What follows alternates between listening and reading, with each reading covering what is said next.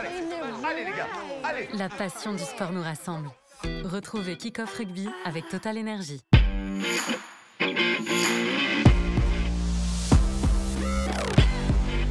Salut à toutes et à tous, ravi de vous retrouver pour un nouvel épisode de Kick-Off Rugby. On fait corps ensemble pour rentrer dans le week-end.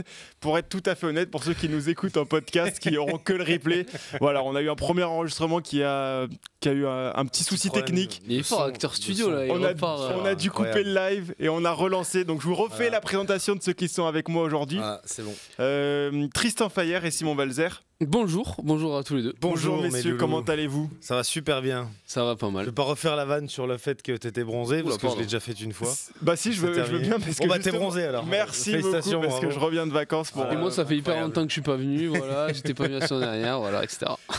Loïc Bessière il est trop fort. Et on l'embrasse. Non mais attendez parce que voilà, on a eu un petit souci de son, on a relancé le live, ravi de retrouver ceux qui sont là en direct et qui ont patienté. On a fait un petit water break. Merci à tous ceux qui sont restés. Petit water break qui a duré une petite quinzaine de minutes. On avait soif. Pour bien récupérer. Là normalement c'est mieux, dans les commentaires on me dit que c'est mieux. Bon, je vous refais le programme de l'émission. Tu veux dire qu'ils entendent ta voix suave? J'espère, je leur souhaite, c'est la meilleure chose qui puisse leur arriver en ce jeudi 18h. Oh oui. Le programme de l'émission, je vous le refais, donc on va faire nos what if et si, 3 petits points. Voilà, on va réécrire l'histoire si certains événements ne s'étaient pas déroulés comme ils se sont passés dans la vraie vie. Exemple, vous le voyez dans le titre, Antoine Dupont était resté au Castres Olympique. Est-ce que ça aurait tout changé pour le CO? C'est une idée de Simon Valzer qui nous détaillera et qui étayera un peu cette hypothèse-là. Et puis voilà, chacun a préparé ses petits what if. Vous avez bien travaillé, messieurs. Dans le métaverse du rugby, en fait. Exactement. On imagine un univers parallèle. Exactement. Un autre destin. Voilà, c'est ça. On dit souvent qu'on est dans le rugby fiction. Bah là, voilà, en plein dedans. Personne pour nous contredire parce que voilà, finalement, aucune preuve. Exactement. C'est l'avantage. N'hésitez pas dans les commentaires à nous dire un petit peu si vous avez des what if. Surtout que si le format vous plaît, on en fera d'autres au cours de la saison. Donc même ceux qui sont là sur le replay, vous pouvez proposer vos idées. Ce sera avec grand plaisir qu'on les sélectionnera. On va faire aussi les jeux. Forcément avec bien sûr. des anecdotes vraies ou fausses, voilà, que je vous ai concoctées également. On fera les pronos de la 3e journée de top 14 et puis évidemment la Coupe du Monde féminine avec la demi-finale des Françaises contre l'Angleterre. Ce sera samedi. Gros programme. Ouais, intéressant. Sans perdre plus de temps, on peut rentrer dans le cœur du ruck, messieurs. Bien sûr. On va tenter le jingle aussi, ça aussi c'est le grand suspense de l'émission. Est-ce que le jingle va fonctionner? On tente le jingle et puis on se retrouve juste après.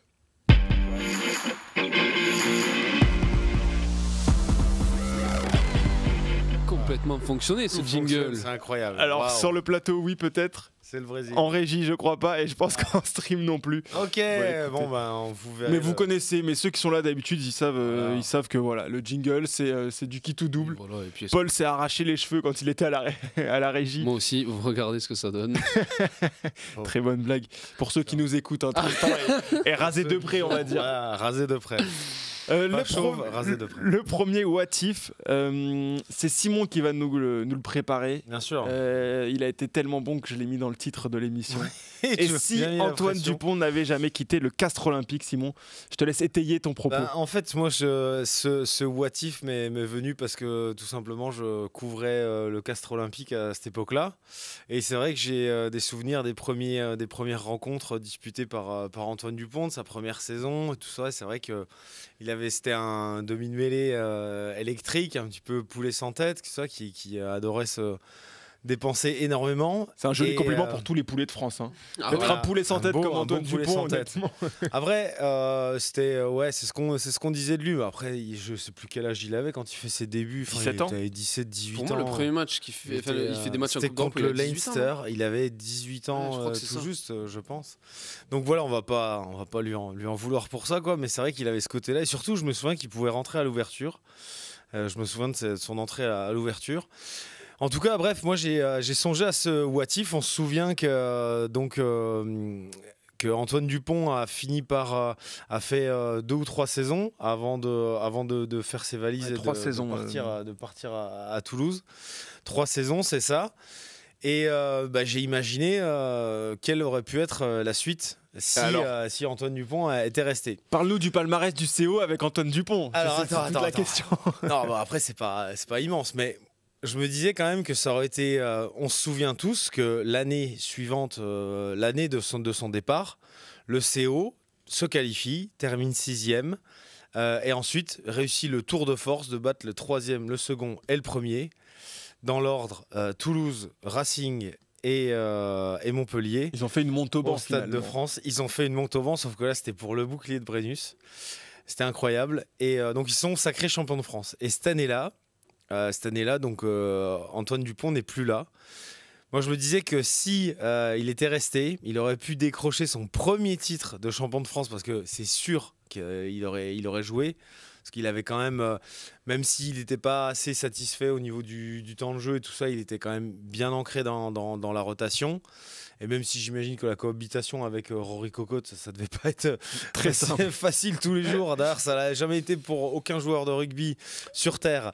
Elle n'était pas trop facile. Cette année-là, Antoine Dupont a crevé 8 fois sur les pneus de sa voiture. Cette année de cohabitation avec Rory Cocotte. Un enchaînement d'accidents fortuits complètement. On lui a crevé ses pneus, on lui a coupé ses freins, c'est incroyable. Bref, et donc voilà, ça aurait été une superbe image de voir Antoine Dupont, sacré champion de France, en plus avec son pote Anthony Gelonche. Voilà. Je me souviens encore des célébrations du titre. Anthony Gelonche nous avait fait un retour de dingue. Il avait fait une entrée, je crois qu'il n'était pas titulaire en finale, il a fait une entrée fracassante. Bref, ça aurait eu vraiment de la gueule que les deux potes soient sacrés champions de France et la suite cette année-là. Est-ce que, alors je me permets, je rebascule sur Tristan, est-ce que tu penses qu'Antoine Dupont aurait eu la progression qu'il a eue en étant au Castres Olympique et en restant au Castres Olympique ? Est-ce que c'est lié, selon toi, au Stade Toulousain ou, quoi qu'il arrive, potentiel hors norme bon. En fait, il faut se positionner. Qui est gagnant dans l'histoire ? Est-ce qu'il y a 2 gagnants ? Est-ce qu'il y a 3 gagnants ? Je pense que Castres est évidemment pas gagnant. Je pense qu'il y a 2 gagnants. Je pense que Dupont est gagnant, évidemment, aller à Toulouse, qui est le plus grand club français de rugby. L'ADN lui correspond parfaitement. Il a su se développer. Il a su devenir le meilleur joueur du monde qu'il est actuellement. Et Toulouse, évidemment, a su profiter et a su tirer bénéfice de sa qualité. Après, est-ce que l'histoire aurait été différente s'il était resté à Castres ? Moi, je pense que oui, parce que l'effectif autour, c'est pas le même, les ambitions chaque année sont pas les mêmes. Peut-être aussi que dans la mentalité, dans le leader aussi qu'il est devenu, peut-être qu'il aurait peut-être pas eu la même étoffe aussi rapidement. Enfin, l'évolution n'aurait pas été la même. Donc moi, je trouve que le très bon choix pour lui, ça a été d'aller à Toulouse, parce que voilà, je l'ai dit, l'ADN rugby correspond. S'il était resté à Castres, on va pas se mentir, je pense qu'ils auraient quand même pris un Brennus en tout. Peut-être que c'est quand même un sacré joueur. Oui, non, mais peut-être que le problème, s'il était resté à Castres, c'est que Castres, même avec Antoine Dupont, même avec l'attraction Antoine Dupont, aurait peut-être pas réussi à attirer autant de joueurs que le Stade Toulousain, parce que pas les mêmes moyens. Là, on peut se dire qu'il y a des joueurs qui viennent au Stade Toulousain en partie pour jouer avec Antoine Dupont, parce que c'est quelque chose que tu peux raconter ensuite. Est-ce que Castres aurait quand même bénéficié à ce point-là de l'aura Moi, je suis un peu plus nuancé que vous, parce que tu vois, parce que Castres, c'est quand même une équipe. Quand tu signes avec Castres, c'est comme si tu t'assurais de disputer des phases finales de top 14, ok ? Et c'est une équipe qui est systématiquement qualifiée, c'est une équipe avec un esprit de famille hyper fort. C'est vraiment le culte du petit Gaulois qui lutte contre l'irréductible Gaulois, qui lutte contre les Romains. Et moi, je trouve que de par son parcours, et en plus, s'il avait pu rester avec Anthony Gelonche, je pense que... Alors c'est sûr, je ne dis pas que le club, le contenant, même la ville de Castres aurait pu recevoir la personne qu'il est devenu aujourd'hui, parce que maintenant, même à Toulouse, ça déborde. Il n'y a plus assez de frontières. Vu qu'il est... Au vu de la personnalité publique qu'il est devenu, bien sûr, ça, au bout d'un moment, ça aurait saturé. Mais alors, est-ce que je pense qu'il aurait pu se développer vraiment et ne pas pâtir de cet environnement, au contraire, et même je pense que ça aurait pu le nourrir, parce que je trouve que au final c'était une équipe qui lui ressemblait, quoi. C'est un mec qui est attaché à des valeurs assez simples, comme Anto Gelonche, qui vient on connaît son parcours, on va pas refaire toute sa vie, on l'a déjà assez faite, mais je veux dire, je pense que ce profil d'équipe pouvait lui... Il aurait pu s'y épanouir de la même manière, quoi, selon toi. Après, je pense jusqu'à un certain point. Moi, je pense sincèrement que, et je suis en désaccord avec toi sur le côté extra-sportif, je pense que la personnalité que est devenue Dupont, elle aurait jamais pu éclore à Castres. Parce que l'environnement n'est pas des superstars comme à Toulouse. On peut te monter très très haut, moi, je très trouve très pas qu'il y a vite. des superstars à Toulouse, hein. Franchement, depuis. Ntamak, non, mais je te Ouais, parle même pas en termes de sportif, parce que bon, je pense qu'on est d'accord pour dire que c'est une superstar sportive.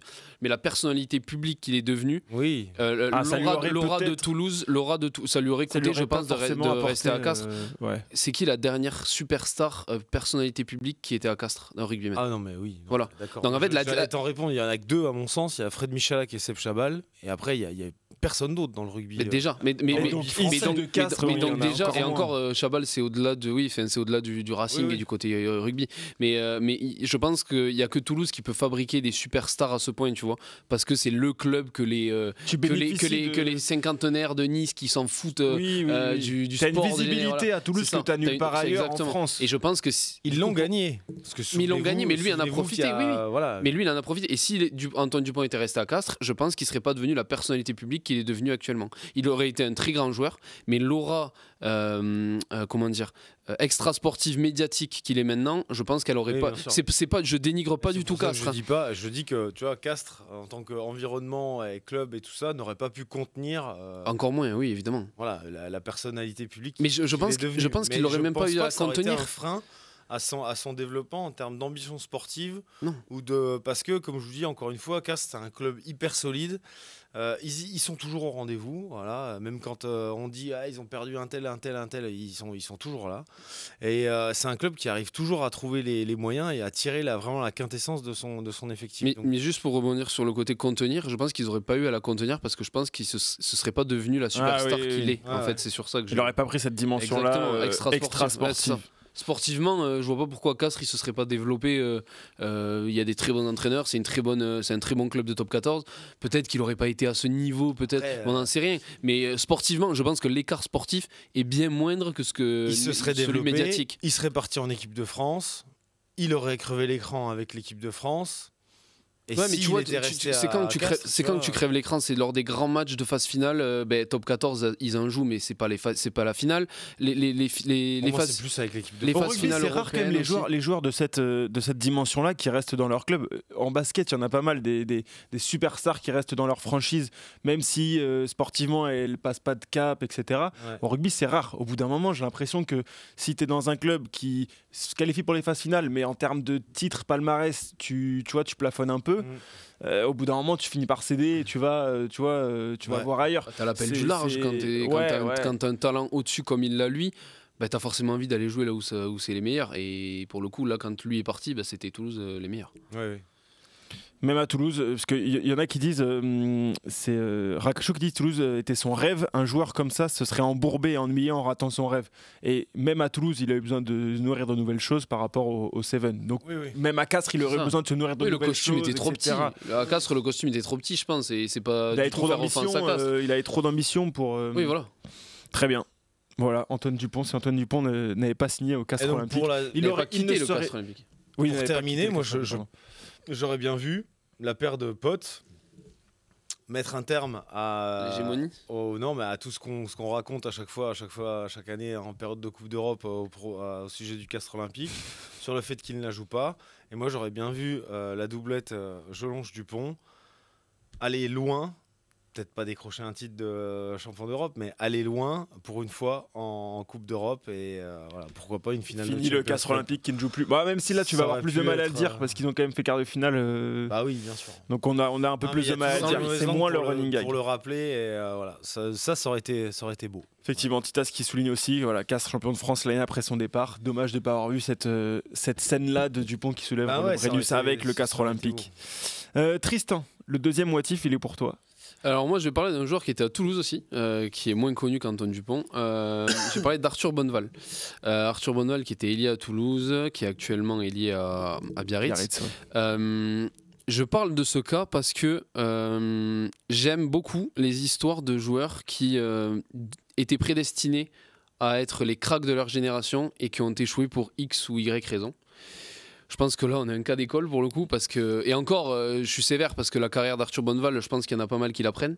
Oui, il a un beau palmarès mine de rien. Bah déjà, les clubs où il a joué, il a 80 matchs avec Toulouse, je crois. Enfin, il a des gros matchs de top 14, etc.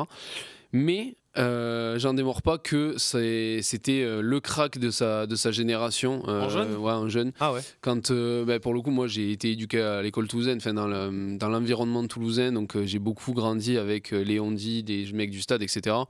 Et même en France, tout le monde te disait que c'était le mec, un jeune, il prenait le ballon, il traversait le terrain. Quoi. Mais littéralement, c'est-à-dire il pouvait mettre 4 essais par match. Et en fait, de voir l'écart entre ce qu'il était en jeune et ce qu'il est devenu, même si quand même carrière professionnelle, c'est pas tout le monde, mais en fait de se dire que ce mec là n'a pas eu de sélection, c'est quand même fou.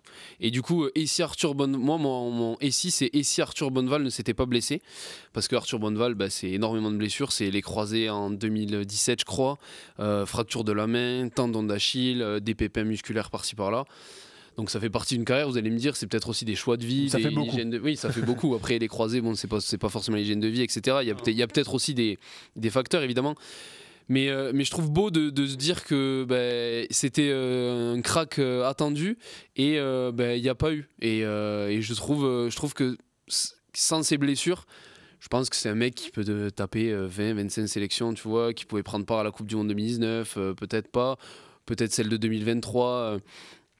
Il y a eu des ailiers qui ont fait des très bonnes carrières, mais je pense que quand tu vois le talent que c'était et la promesse que c'était, je pense clairement qu'il aurait pu avoir une plus grande carrière que celle qu'il a actuellement. Donc aujourd'hui, il aurait été centre ou ailier du 15 de France. Je sais pas s'il aurait été centre ou ailier du 15 de France actuellement, mais pour le coup, franchement, c'était vraiment un talent. Il était fragile parce qu'il avait aussi un physique très... un physique de 13, quoi, un mec qui va très vite, etc. Donc peut-être pas assez solide pour tenir la cadence, mais moi je l'aurais bien vu en 2023 planter ses petits essais en Coupe du Monde, en poule, etc. C'est un mec qui était attendu, et quand t'en parles, moi c'est des trucs que j'aime bien parler. J'ai parlé avec un ancien joueur qui me disait, alors lui il n'était pas forcément d'accord pour en faire autant que j'en fais, c'est-à-dire qu'il aurait eu une 25 sélections, quelque chose comme ça, mais il me disait qu'il était très fort en jeune, mais qu'il y avait d'autres exemples, tu vois. Je sais pas si vous en connaissez, mais lui m'a cité des Martin Lavaux qui étaient Attila Septar. Attila Septar peut-être aussi, Anthony Méric, je sais pas si vous vous rappelez d'Anthony Méric en jeune à Toulouse. Oui, à Toulon. C'était à Toulouse, et après il est parti à Toulon. Et c'était un prospect de fou à 18 ans, et là du coup j'ai regardé, en fait Tristan Fayère. Non, Tristan Fayère qui était un prospect de Villefranche, de chez Utah là, les Utah Warriors, ils le voulaient absolument. Non mais en fait j'adore suivre aussi les parcours, parce que là du coup tu vois Anthony Méric, j'ai cherché ce qui était devenu, il joue à Montèche à côté de Toulouse. Montèche. Voilà. Oh, Montauban. Mais c'est à côté de Montauban même, ouais. Et du coup c'est les parcours de vie de ces Montèche. Exactement, c'est ça, c'est le nom complet. Ils ont même un international tongien. Pas un mot sur Arthur Bonneval. Par contre Montèche, il peut nous en parler 3 quarts d'heure. Il a le nom. Ça c'est Simon Valzer, et c'est la beauté. C'est dans ma poule, et figure-toi que non mais ils ont un international tongien. J'ai perdu son. Il a 3 coupes du monde là. J'ai perdu son nom là. C'est un truc de ouf. Les coquelicots de Montèche, ils font jouer un mec avec 90 sélections. Tomopo. Non, je l'ai plus. L'arrière des Tonga, il a fait mais celui qui était à Castel-Sarrazin, je pense. J'ai plus son nom. Je l'ai plus. Ouais. Je l'ai rencontré lors d'une remise des maillots, et il jouait 12, il jouait, je sais pas. J'ai plus son nom. Il y en a dans le chat. Mais moi, ça m'intéresse. Vungatoko Lilo. C'est ça, Lilo. Lilo, c'est ça. Et moi, ce qui m'intéresse dans le chat, c'est qu'on me dise, je veux pas de contexte, je veux juste des noms de mecs contre qui ils ont joué en jeune ou qu'ils ont vu et qui étaient annoncés comme des phénomènes et qui n'ont pas percé. Et moi, le mec qui m'a le plus marqué de toute ma vie, c'est un mec que personne ne connaît évidemment, qui s'appelle Nathan Torrest, qui était mais si, bien sûr, qui était lié. Oui, mais toi tu connais parce que t'es dans ma génération, et que dans le Grand Toulouse, il est connu. Les mecs du chat, ils connaissent pas. Non, voilà, c'est ça. Mais c'était un mec, j'ai jamais vu un mec aussi fort de toute ma vie. Il jouait centre, mais il tenait une équipe à lui tout seul. C'était un phénomène absolu. Il a joué à 7. Il a joué à 7, il est champion du monde champion olympique de la jeunesse à 7. Et là, il joue à Balma, mais il est blessé, il joue plus trop, etc. Il y en a. T'as retrouvé ça à sa trace alors? Mais parce qu'on était allé voir Balma, et en fait, je vois ce mec, et je me dis, mais c'est complètement. Tu allé lui demander un selfie? Non, mais non. Mais moi, j'ai joué contre lui, c'était phénoménal. C'était incroyable. Voir ou pas? Ben non, je suis pas allé le voir. Il jouait un. Écoute, Nathan, on t'embrasse. Ah, mais Non, si tu mais le regardes, t'es le plus grand phénomène contre qui j'ai joué. J'ai jamais vu ça de ma vie. Il y en a un Mais comme quoi, tu peux être. Et du coup, c'est un message à tous les jeunes. Si vous êtes des phénomènes jeunes, ne vous croyez pas arriver. Vous croyez pas arriver, restez poli et respectueux. Restez humble. Parce que la carrière que vous croyez avoir va peut-être pas arriver. Les mecs, restez sympas. L'inverse marche pas du tout par contre. Si vous n'êtes pas des phénomènes jeunes, vous n'aurez jamais de carrière professionnelle. L'inverse marche pas. C'est bon, l'inverse aussi. Les mecs Dans le micro, on il y en a t'entend qui pas. a maturation lente, il y en a plein qui. Non, mais il faut C'est quand même plus un dur, minimum, c'est plus faut dur. quand même un C'est plus dur, mais il y minimum. en a. Mais si vous avez du Désolé. talent, Moi, je peux faites faire en sorte je peux que. faire une petite passe ici aussi sur Arthur Guig, qui était l'ouvreur de Clermont. C'est-à-dire que Génération 99, t'avais un trio. Mais là, tous les mecs qui vont chercher sur le chat, ils vont chercher les noms de ces mecs. Ça me fascine. Ntamak, Carbonel, Arthur Guig. T'avais un à Toulouse, l'autre à Toulon et le dernier à Clermont. Bon, bah Arthur Guig aujourd'hui qui joue en National 2 à Rumilly, ce qui est pas dégueu. Ce qui est pas dégueu. Mais à l'époque, vraiment, il y avait un combat. Enfin, je veux dire. T'as pas, toi, ce genre de crack que t'as. Monsieur, j'ai commencé à jouer au rugby à Besançon. Ouais, alors, y a pas de crack à Besançon. Julien Ré, si, il y avait des cracks, mais disons qu'il y avait moins de concurrence et il y avait beaucoup moins de. Non, j'ai. Ouais. Puis moi j'ai commencé tard, en fait je suis un mauvais exemple. Moi j'ai pas fait les filières jeunes comme vous, c'est ça le truc, donc moi j'ai commencé. Il y a Jim Bull 31 qui dit Julien Ré, moi c'était lui, il jouait à Mazères du Sala. C'est trop bien, moi j'adore ces petites histoires. UBB, etc. Je trouve ça fascinant. Et du coup, franchement, Arthur Bonneval aurait pu. Moi je peux te citer le meilleur joueur amateur avec qui j'ai joué. Vas-y. Un mec justement il me semble qu'il est. Je suis pas sûr. Qui a joué à Villefranche? Non, je suis pas sûr. Vas-y. Bastien Sau. Non. Deuxième ou troisième ligne. Je sais pas, non, ça me dirait. Et il a joué au plus haut niveau? Il a joué au plus haut niveau. Il était à Toulouse. Après, j'ai pas sa carrière, mais j'ai eu le plaisir de jouer avec lui en corpo avec les pompiers de Toulouse. Fais non. Et franchement, le mec, c'est le sosie de Jérôme Thion, 2 mètres. Épais. Hyper épais, mais hyper sec, pompier pro. Donc, le mec, il passe sa journée à faire des. Le mec, il jouait 8, il faisait 2 mètres, il te plaquait les mecs en dessous des genoux. Oh. Et après, il jouait à 8, une machine de guerre. D'ailleurs, je l'embrasse, Bastien. On a eu le plaisir Il a raison, une petite dédicace. On est resté un petit peu en contact via les pompiers. Et voilà, des mecs comme ça. Mais c'est vrai qu'il y a des gars qui toutes les personnes qui ont joué au rugby ou qui jouent, etc., je pense qu'il y en a pas mal qui se souviennent de phénomènes. Ou au moins dans ton département ou ta région, t'entendais parler de ce gars-là, etc. Mais tous n'ont pas forcément fait carrière. Et Arthur Bonneval, en l'occurrence, a fait une très belle carrière. Mais bon, en fait, c'est juste que pour moi, ce mec mérite. Enfin, en tout cas, en jeune et après, quand tu vois le joueur qui est en jeune, tu t'attends à. En 2014, tu te dis, ce mec, il va avoir 10 sélections. Oui, mais le parcours de vie fait que non, tu vois. Mais c'est comme, je finis juste avec ça, un mec que j'ai entendu, une légende locale, entre uniques, Benjamin Roquebert, je sais pas si vous avez déjà entendu, qui joue à Saint-Sulpice. Et c'est un mec, en fait, il était phénoménal. En fait, c'est un 10 avec un physique pas forcément de 10, mais un coup de pied monumental. Et en fait, c'est un mec. C'est un mec. Le second, il est quand même affûté globalement. Et c'est un mec qui a été appelé. C'est un mec qui a été appelé dans les clubs plus hauts et qui a jamais voulu y aller et qui est toujours resté dans son club. Et cette histoire-là, je la trouve magnifique aussi. Bah moi, j'en ai un au tuc, Jean Rodaz. Oui, ben comme il s'appelle, le troisième ligne aussi. Maxi Puriste. Oh, et là, c'est trop puriste. Jean Rodaz, on est en train de perdre tout le monde. C'est le Messi du club. On n'est plus que 8 en direct. Mais moi, je veux que les gens mettent les noms des cracks qu'ils ont connus. Et moi, je vais aller chercher tous les noms sur. Je veux savoir les histoires de ces mecs. S'il y a des tucistes qui nous écoutent, s'il vous plaît, écrivez Jean Rodaz. Bien sûr, Jeannot, on l'embrasse. Très bien, merci. Voilà. En tout cas, ça nous a fait en plus une petite. ça nous a ouvert une fenêtre. Ça te fait beau le rugby de village, de clocher. Le rugby de village, c'est beau ça. Simon? Oui. Deuxième what if. On va rester dans le rugby un peu de clocher. Moyenne ville. Oh oui, d'accord. Reste bien devant le micro parce que souvent tu recules sur l'écran derrière toi et on t'entend plus. Ok. Je t'écoute du coup ton what if. Et du coup mon deuxième what if. Et si le joli club de Blagnac, le Blagnac Sporting Club Rugby, n'avait pas fondu les plombs, n'avait pas déposé le bilan au point d'être relégué. On rappelle que le club donc, de Blagnac, c'était un club solide de national. Sauf que voilà, une mauvaise gestion de la précédente équipe dirigeante a contraint le club à déposer le bilan. Il a été relégué en Fédéral 1. Alors, bien sûr, fort heureusement, il y a pas mal de dirigeants, de nouveaux dirigeants qui sont arrivés avec une nouvelle équipe top. Et maintenant, le club est remis sur de super rails. Il y a beaucoup de joueurs aussi qui sont restés. Mais on ne peut pas nier le fait que quand même ce dépôt de bilan, ça a été un accident majeur dans l'histoire du club. C'est pas un accident fatal, c'est déjà une bonne chose parce qu'on sait à quel point combien il y a de clubs qui peuvent disparaître, qui peuvent être carrément rayés de la carte. Donc là, fort heureusement, ce joli club est resté en vie et aujourd'hui, il est vraiment en pleine forme. Mais quand même, ça a filé un sacré coup derrière les oreilles. Surtout qu'il y avait des bons joueurs. Surtout qu'il y avait des bons joueurs. C'est ça. Et c'est ça, en fait, que c'est vraiment... En plus, c'était un SI auquel j'ai pensé depuis longtemps, avant même que tu me demandes de faire un SI.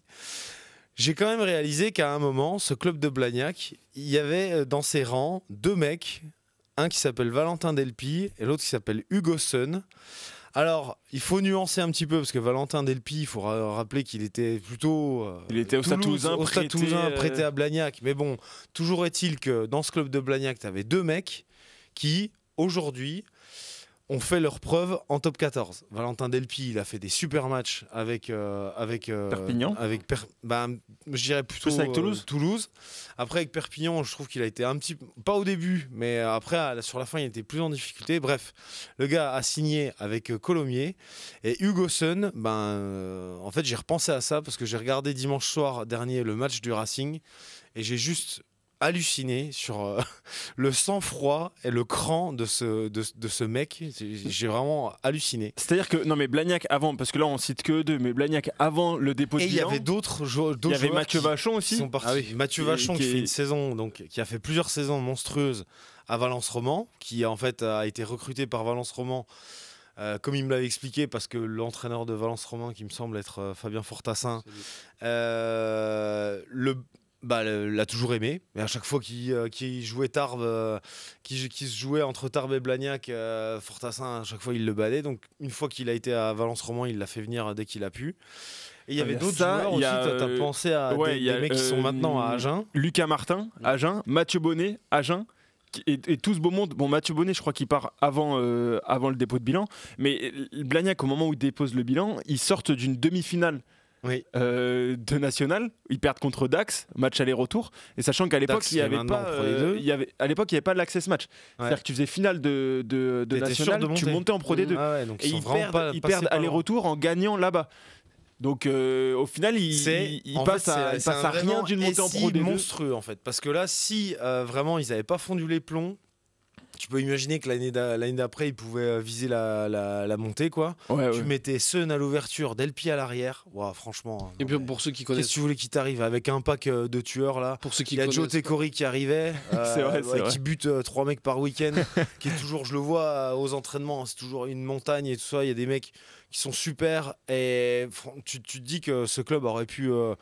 Pourquoi pas, j'en sais rien. Enfin, je veux dire, en Pro D2 quoi. Pourquoi pas tenter une montée en Pro D2. Tu te dis, il y a déjà beaucoup d'arguments sportifs et tu te dis, pour ceux qui connaissent pas, Blagnac c'est quand même un bassin de Toulouse qui est quand même assez très proche d'Airbus, etc. Donc avec des sponsors viables derrière. À nuancer parce que tu as Toulouse, Colomiers, Blagnac, ça fait beaucoup de clubs dans un très petit espace. Oui, mais qu'est-ce qui te dit que les sponsors se délocalisent pas ou tout simplement il y en a d'autres qui arrivent pour concurrencer, etc. Oui, bien sûr, mais je pense que c'est ça aussi. En tout cas, c'est pas une ville isolée sans sponsor. Tu vois, c'est ça que je veux dire. C'est que derrière, tu peux avoir un vrai projet économique derrière.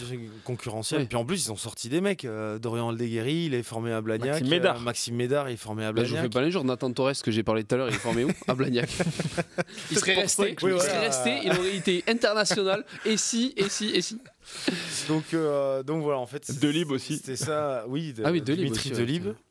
Que j'avais oublié. Bon, c'est pas mal déjà. T'as une belle équipe là. Non, c'est Morel. Non, il est passé. Non, Muret. Mais oui, t'avais moyen d'avoir une belle équipe et au final. Il y avait moyen de. Voilà, c'était un SI de ouf, quoi. Voilà. Mais bon, on a encore les filles à Blagnac. Les filles sont en élite 1. Les mecs ont commencé en. Il me semble qu'ils ont gagné contre le FCT. Ils ont gagné leurs 2 matchs et tout ça. Là, ça bosse bien. Donc voilà, tout va bien. Mais c'est juste un épisode fâcheux, quoi. La Pro D2 serait leur niveau. Voilà, Oui. On parle de leurs Non, mais infrastructures. franchement, Hugoson. Hugoson qui a été bien aidé à Aurillac aussi, quand même, faut le dire. Faut souligner le travail de Roméo Gontignac à Aurillac. Oui, Qu'il a mais bien- m'avait qu'il a déjà bien mis aidé à sur le progresser. cul, qui m'avait déjà mis sur le cul lors de Blagnac, l'Access Match à Chambéry. Ah oui, non, mais Où je d'accord. l'avais trouvé, mais alors pour dire le contexte dans lequel les Aurillacois étaient, il t'a fait un match. Bon, après, il a été bien aidé, comme tu disais, déjà par une équipe dominante devant. Parce Lucas qu'ils- Audard notamment. Ils les ont crevés, ils ont Lui, crevé il envoie les toutes les Chambériens dédicaces. devant. Sans rien dire. Mais j'ai trouvé, ce mec avait un aplomb.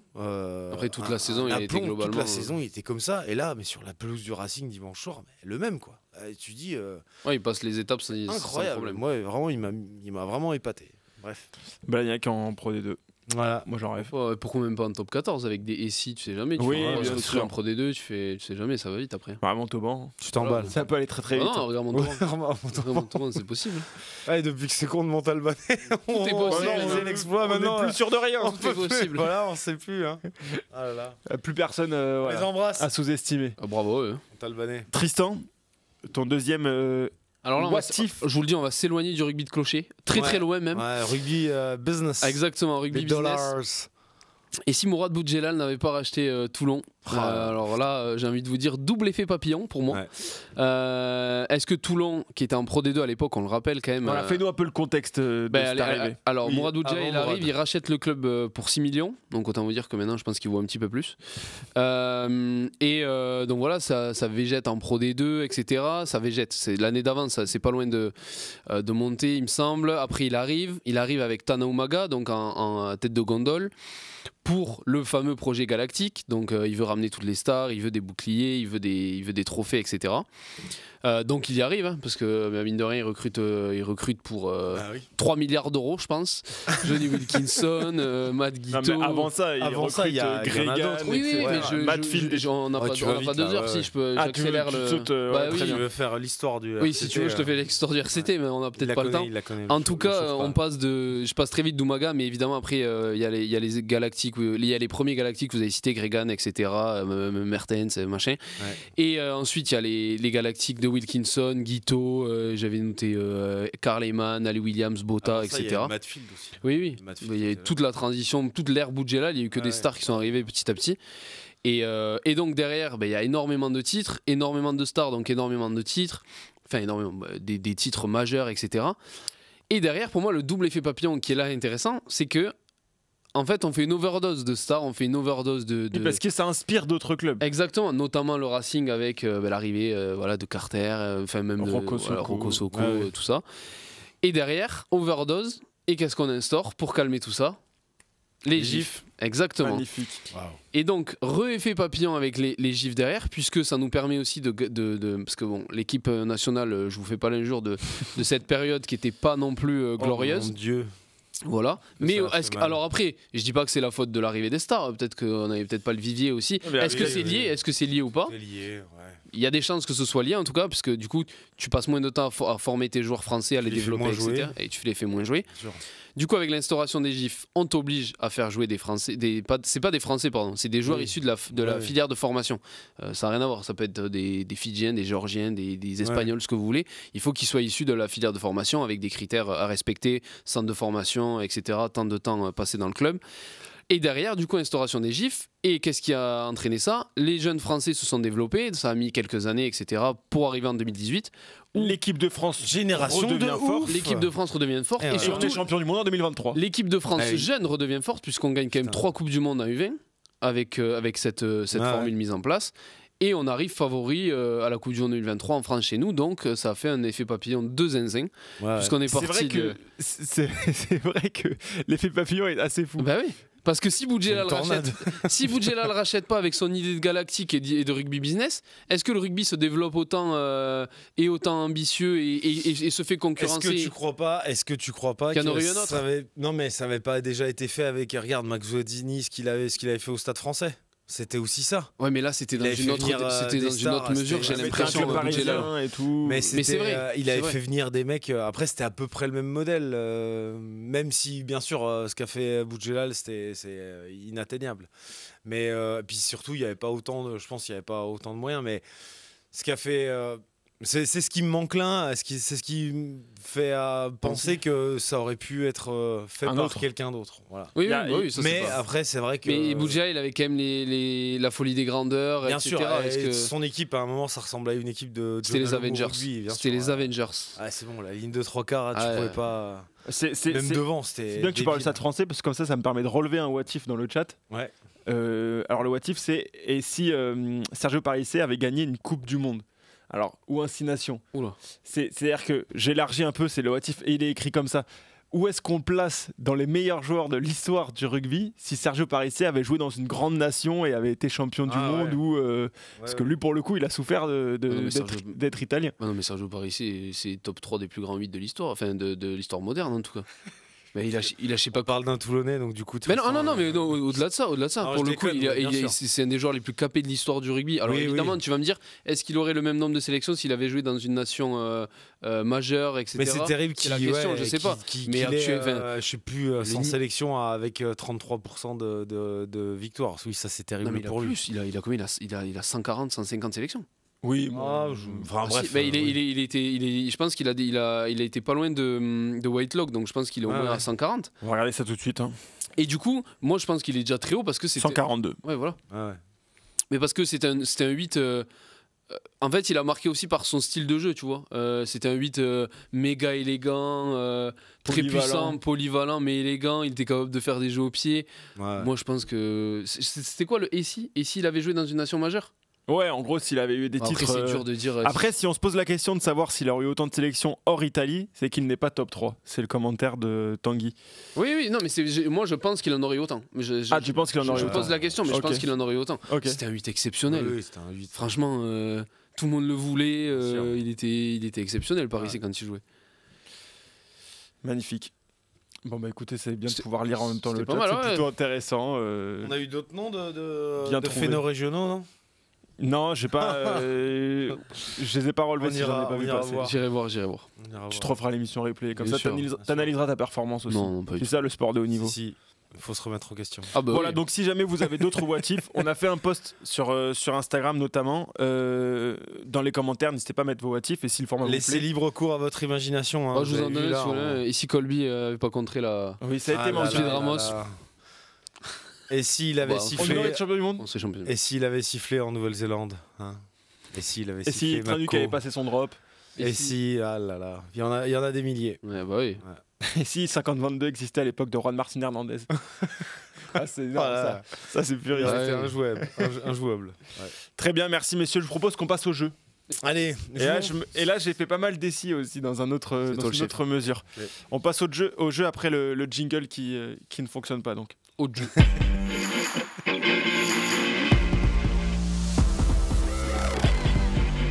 Non, toujours le jingle avec un son un peu décalé. C'est la magie un de, peu de métallique. Kick-Off Rugby. Le jeu que je vous propose, messieurs, c'est ces anecdotes sont-elles vraies ou fausses? J'ai fait plusieurs anecdotes sur le rugby féminin, Ah, puisque le rugby féminin est à l'honneur en Bien cette sûr. période de Coupe du Monde, bien sûr. juste avant les deux demi-finales Allez les bleus. qui auront lieu ce week-end. On en parlera un petit peu Bleus. plus. Je vous ai fait 7 anecdotes. Waouh. Certaines sont vraies, d'autres sont fausses. Cette anecdote était. Messieurs, vous pourrez voter exactement. Ok. C'est le concept est de moi. Oui, bien sûr. Ouais, tout à fait. T'as dû avoir de l'imagination quand même. Oui. Hein, Oui, j'ai eu de Ça, il n'en l'imagination. manque pas. mon cochon. Première anecdote. Ouais. Pendant la première Coupe du Monde, donc en 91, des joueuses organisaient des ventes de gâteaux pour financer leur déplacement. Vrai. Bah, j'ai envie de dire vrai aussi, vu les. En moyens- 2025, les moyens- le Canada a ouvert une cagnotte en ligne pour se rembourser le stage de pré-saison, le stage de pré-Coupe du Monde. Donc, Après, j'ai envie de dire vrai, mais lui, il est Ouais, tellement ils malin ont que ça dû- peut ils être ont autre dû chose. vendre- Genre, ils ont peut-être. je suis sûr elles ont qu'en peut-être- 91, pas les joué filles, comme elles ça. ont dû Ok. vendre des brioches. Non, mais sans déconner. genre. C'est une vraie anecdote. Bien sûr. Ah, Bien après, joué, ça me choque pas, bien joué, messieurs. malheureusement, ça me choque pas. Juste Ouais, pour la oui. prochaine, Et c'est votez. terrible. Et c'est terrible de voir qu'en 2025, quand même. C'est encore le cas. Le- Coupe du Monde le féminine, Canada. je précise, hein, Oui, parce bah que oui, bien non, sûr. mais dans le chat on dit première Coupe du Monde, c'est 87, je parle. Oui, voilà. de- Donc, féminine. on avait dit que c'était du rugby féminin. Un partout pour le prochain. Je vous propose de répondre Ah, c'est bon. en même temps, Ah, en ok. même temps ou comme ça il n'y a pas de voilà Ok, d'influence. parce que là, j'ai un peu gagné quand même, non? Bah non, mais T'as répondu en premier, mais Plus j'aurais dit rapide. pareil. Je sais pas. Deuxième anecdote, on est sur la deuxième Coupe du Monde, 95. En demi-finale, il y a eu égalité 18-18 entre l'Angleterre et le Canada à l'issue des prolongations. Et à l'époque, l'organisation qui était en charge du rugby féminin n'avait pas statué sur l'issue des rencontres après les prolongations. Ça s'est joué au toss. Pour une qualification en finale. La deuxième Coupe du Monde en combien ? Deuxième Coupe du Monde, 95. 95. Attends, on dit en même temps. Tu me dis quand 95, voilà, ils n'avaient pas statué sur l'issue des... La finale, c'est Angleterre et États-Unis ? Angleterre, États-Unis, États-Unis gagnent. Victoire des États-Unis. Cette anecdote est-elle vraie ou fausse ? 3, à 3, 2, 1. Fausse. Faux. C'est une fausse anecdote. Ah, merci. Quand même. Très bien, 2 partout. Pas statué. Je me souviens que les États-Unis avaient gagné. En plus, le score était pas. Mais c'était quoi là, du coup là, ça s'est joué comment ? Rien à voir. Les États-Unis ont gagné. Enfin, la finale, oui, mais en demi-finale, l'Angleterre a gagné aisément. Je veux dire, rien à voir. J'ai vraiment inventé de toutes pièces. Nous sommes en 2005. Ok. Nouvelle-Zélande-Samoa. Les Tristan, tu as Samoans, 5 ans. les Samoans Non, n'avaient... j'ai 8 ans. Messieurs, les Samoans n'avaient pas anticipé de réponse au haka néo-zélandais. Ah. Elles ont donc improvisé une danse qui a fait son travail, Petit puisqu'aujourd'hui on bonhomme en de parle chemin. comme un des haka les plus tendus de l'histoire. Malgré Alors, que ce c'est pas soit un haka si c'est samoan. Non, c'est une danse, traditionnelle Ok. samoane, pardon. Et D'accord. voilà, on en parle là-bas notamment d'une Elle l'aurait improvisé. improvisée parce qu'elles n'avaient pas prévu D'accord. de haka à Et l'entraînement. la figure, la forme, donc la performance est restée telle quelle avec les gestes. Non, et non, les- non, non, non, non, ça a été Ah improvisé ouais, à l'époque et ok. ça a marqué. Ça n'a pas perduré. Ok. Non. Cette anecdote est-elle vraie ou fausse ? Messieurs, vous êtes prêts ? 1, 2, 3. Vrai. C'est faux. Moi, ça me plaisait comme histoire. J'aurais bien aimé que ça se passe. J'aurais bien aimé que ça se passe, donc j'ai dit vrai. C'est faux, ça ne s'est jamais passé. C'est passé ça. 3-2. Regardez, j'ai fait une thèse là-dessus. 3-2. Ça m'aurait fait un peu pleurer du sang, quoi, si tu veux. 3-2 pour Simon. Anecdote suivante. Le premier match de l'histoire des Bleus était un France-Pays-Bas. France-Pays-Bas. Voilà. C'était en quoi ça ? En quelle année ? En 82. Et le score final est de 4-0. Quoi ? Premier match officiel on est chez les de filles. l'équipe de France féminine. Faut pas l'oublier. Le premier 82, France-Pays-Bas, 4-0 score final. Après, doublé de Ginny Le Sommer. match- Oh, le connaisseur. Ok, bah, j'ai ma réponse. C'est bon ? Ah ouais. Cette anecdote est-elle vraie ou fausse ? 1, 2, 3. Vrai. Ouais. C'est une bonne réponse. C'est une vraie anecdote. Premier match de l'histoire France-Pays-Bas. de l'équipe de France de rugby féminin. France-Pays-Bas, 4-0. Wow, Elles sont venues en bus, certaines de Toulouse. Voilà pour l'anecdote. Waouh. ça se joue où, t'as dit ? Aux Pays-Bas. Au Pays-Bas. Toulouse. Oui, oui. Après, t'as plus l'énergie de mettre plus de points que C'était 4-0, c'était forcément. folklore. Ah bah oui, mais là, Wow. c'est la définition. Là. Nouvelle anecdote, messieurs. Je vais vous parler d'une joueuse espagnole, Ouais. Paola Pedres. Ah, je la connais bien. Oui. En- Sacré Paola. C'est Dans pas les, la dernière. dans les années 90. Faire la con. Elle a joué masquée pendant longtemps parce que ses parents étaient contre l'idée qu'elle Incroyable. pratique le rugby. Et donc elle a joué masquée pendant. Mais comment pendant- ça, masqué ? Avec un masque. Enfin, un masque, pas un masque. Voilà, le mais masque de fer, Le ouais. visage camouflé, quoi. Ok. Masque de- Avant qu'elle soit sélectionnée avec l'équipe du coup d'Espagne, et là la fédération a refusé que en sélection elle porte le masque. Le masque. Ou la cagoule, j'ai pas de photo, Ouais, je vais pas vous ok. mentir. Et donc elle a dû dévoiler son visage. C'est comme ça que ses parents ont appris qu'elle pratiquait le rugby. Incroyable. Cette anecdote est-elle vraie ou fausse ? Ouais, pour le coup. Dans les années 90. Ok. Dans le Vas-y. chat, vous pouvez jouer sur cette anecdote si vous voulez. Ouais. 3, 2, 1. Faux. Vrai. Cette anecdote est fausse. Je l'ai inventée de toute pièce. Ah, J'en suis Ah, un mais peu j'aurais fier. trouvé ça. Bah là, tu vois, pour le coup, l'histoire me plaisait, tu vois. 4 partout. Je voulais y croire. Tu ferais gaffe, t'as un coup de téléphone. J'ai failli dire vrai en plus. Hein. J'ai hésité longtemps. En fait, le dernier argument de c'est interdit par la Fédé, ça a failli me faire pencher dans le vrai. Mais je me suis dit c'est faux. Il n'y a rien de plus satisfaisant que d'arriver à faire croire Oui. aux autres que l'anecdote est vraie Oui, alors oui, qu'elle est bah inventée oui. de toute pièce. Toujours, donc, enfin là, toujours, non, Coupe du Monde 91. Yes. Simon, est-ce que tu es avec moi ? Bah oui, écoute, Coupe du Monde 91. Les Vas-y, Anglaises, joue, je vais gagner au moins. les Anglaises ont réservé un hôtel. Coupe du Monde combien 91. 91. Ok. Les Anglaises ont réservé un hôtel. Sauf que l'hôtel s'est rendu compte qu'il y avait une double réservation sur la même période. Et donc elles ont dû dormir sur leur sac de couchage dans une salle de conférence. Mais pendant combien de temps ? Pendant une nuit ? Une nuit, une nuit. Cette anecdote est-elle vraie ou fausse? C'était avant la finale contre les USA du coup. Une finale de. Attends, mais ok. Finale de Coupe du Monde 91. Moi, j'ai ma Donc réponse. l'hôtel s'est rendu compte qu'il y avait une double réservation. Elles ont dormi dans une salle de conférence sur des sacs de couchage. Cette anecdote est-elle vraie ou fausse? 3, 2, 1. Vrai. C'est une vraie anecdote. Voilà, qui a été racontée par plusieurs joueuses. On va se. Il va me rester 2 anecdotes. Ok. 2 anecdotes. En fait, c'est bien, on apprend des trucs en vrai. Bah ouais. Oui, c'est pas mal. Les Ça me plaît anecdotes, bien, les vraies j'aime bien. anecdotes sont pas mal. Et avec un peu de chance, les gens confondent celles qui sont vraies ou fausses et racontent ensuite à des repas de famille, voilà, Vous savez qu'il y avait une joueuse qui jouaient masqués en et qui Espagne. s'était couchée dans une salle de conférence après. Quoi? En Angleterre, dans les années 80, une joueuse se blesse à l'échauffement, sur un match universitaire, se blesse à l'échauffement, et finit par arbitrer la rencontre, le bras en écharpe, parce que l'arbitre de la rencontre ne pouvait pas venir le jour, enfin n'a pas pu venir le jour du match.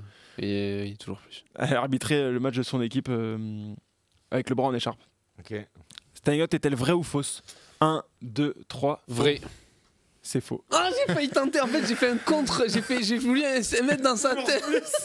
J'ai voulu mettre dans sa tête que c'était. Laisse tomber Magneto. Non, c'est faux. Non, non. Bah oui, mais je savais que c'était faux, mais j'ai voulu tenter le vrai et lui faire et qu'on ait une des réponses Qu'est-ce différentes. que t'es capable de faire Ah pour ouais, gagner ah oui. C'est incroyable. C'est pas grave. C'était la dernière. Non, il en reste une dernière qui vaut 2 points pour garder un peu de Oh suspense. bah super. Oh bah, allez, on change les règles, tout va bien. Bien sûr, c'est la Pour dernière une fois que je peux gagner. Rugby. Putain.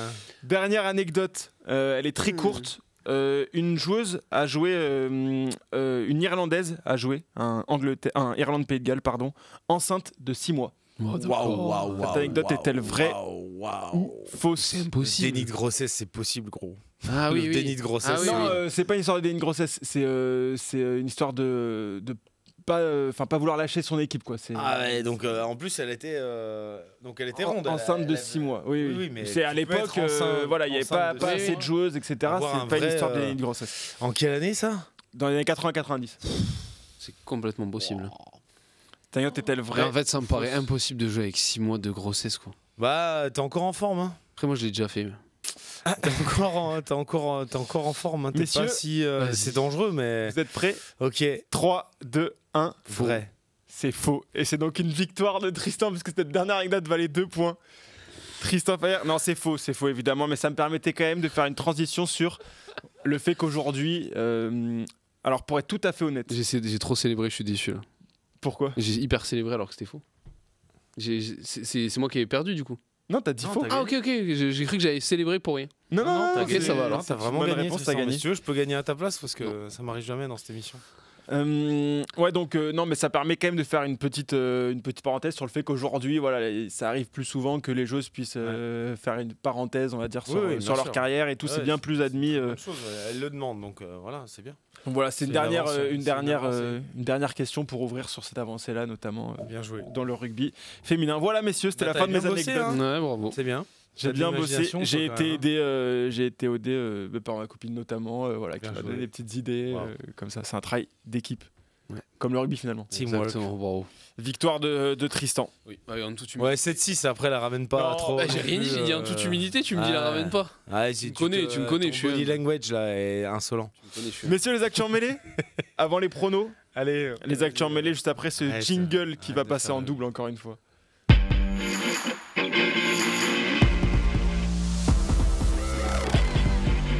Les actus en mêlée, on en a pas mal parlé. Je suis content d'être avec Tristan pour en parler de celle-là. C'est la retraite Ah oui. de Paul Willemse. Oh bah avec Simon aussi du coup pour le coup qu'il le connaît. Parce que tu le connais bien, toi, de Montpellier. Tristan qui l'a interviewé. Vous pouvez retrouver d'ailleurs les extraits de cette interview. Félicitations pour cette interview, Tristan, je te l'ai déjà dit. Mais Merci beaucoup Simon. Voilà.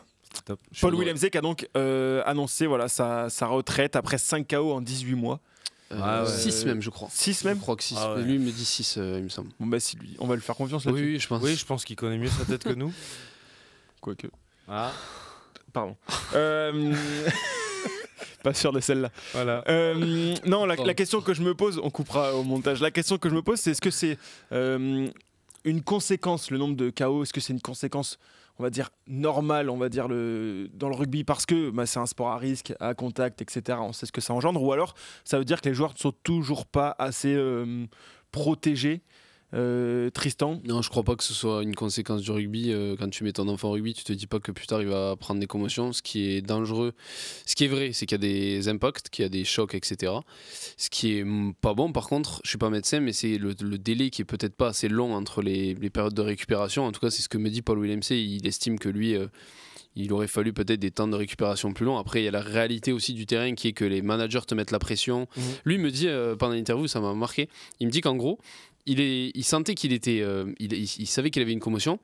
Lui n'avait pas de douleur physique comme tu peux en avoir quand tu es blessé, etc. Du coup, en fait, t'es entre deux. En fait. Tu sais que t'es pas bien, mais on parle aussi, bon maintenant c'est mieux, mais on parle aussi d'avant d'une époque où tu connaissais pas tous ces risques, etc. Ouais. Et qu'en fait, d'un côté, tu as la pression du staff qui te dit il a pas mal, donc il peut jouer. D'un autre, tu as toi qui es entre deux eaux, et tu as le médecin qui dit non, il peut pas jouer, etc. Donc évidemment, maintenant, on écoute de plus en plus les médecins, donc c'est très bien. Mais la réalité, c'est que les plages de récupération entre les commotions sont peut-être pas assez grandes. C'est 3 semaines quand tu te fais une commotion et que tu réponds pas positivement au protocole. Remarque Kildune dans la Coupe du Monde féminine a fait une commotion. Elle devait observer 12 jours seulement. Tu vois. Donc je sais pas qui fixe ça, si ça change. Mais c'est en fait du coup. Jours, Et après il y avait des études évidemment qui sont sorties qui sont facilement trouvables. C'est que quand tu prends une commotion, t'as genre, j'ai pas envie de dire de chiffres, mais t'as genre X% de chances qui sont assez élevées de refaire des commotions derrière. Et plus t'en refais, sensible, et en fait, avec une intensité de plus en plus réduite. Mais c'est ce qu'il me dit sur son plaquage où il prend la commotion, que lui fait un plaquage, j'ai juste épaule, il y a un petit coup, il me mime, il y a rien, KO. Et c'est marrant parce que j'ai eu la même discussion moi avec Roman Ménager qui me parlait de cet état un peu bizarre en fait, où tu te sens en pleine capacité de tes moyens, t'es pas blessé, tu peux te bouger, tu peux courir, tu peux te déplacer.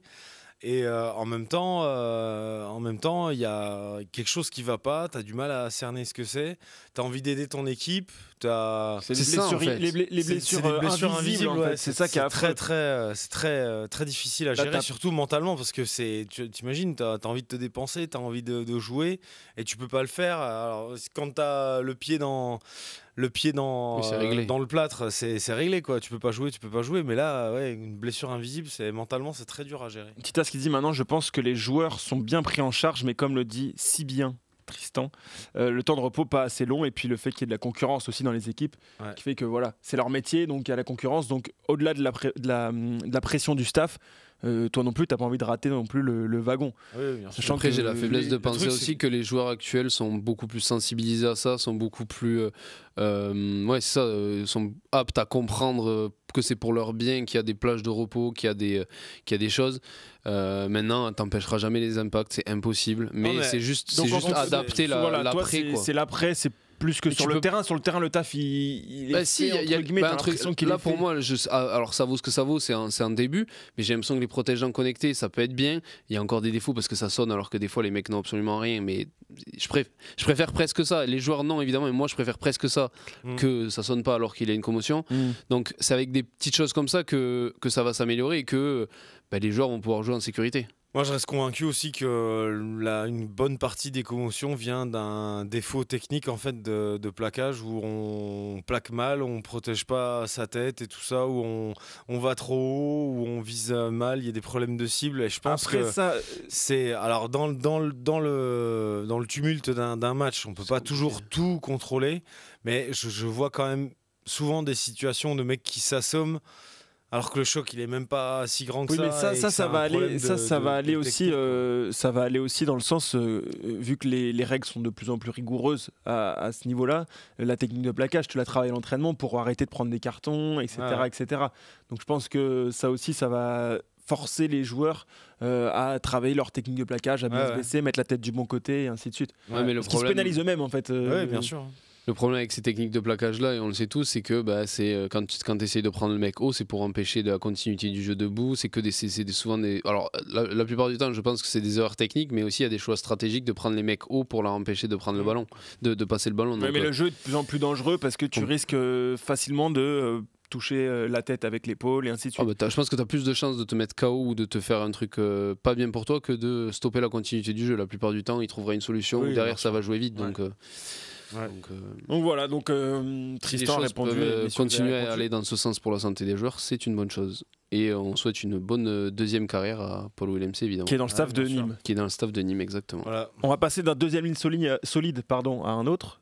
Tom Staniforth. Ouf. Qui est de retour. Il est de retour. Il a fait son retour le week-end dernier contre Toulon. Il a joué 65 minutes à peu près, de plutôt bonne facture. Ouais. Est-ce que le retour du deuxième ligne change tout pour le Castres Olympique ? Il devrait enchaîner ce week-end contre Bayonne. Est-ce que selon vous, Castres fait un début de saison plus que mitigé. Est-ce que selon vous, ça change tout pour le CO sur cette saison ? Est-ce que c'est... Je sais pas si ça va tout changer, mais en tout cas, c'est une super nouvelle pour le CO. Qui va avoir besoin d'un mec comme Staniforth. Moi, j'avais l'impression, je suivais l'affaire de loin, mais j'avais l'impression qu'il était perdu pour le rugby.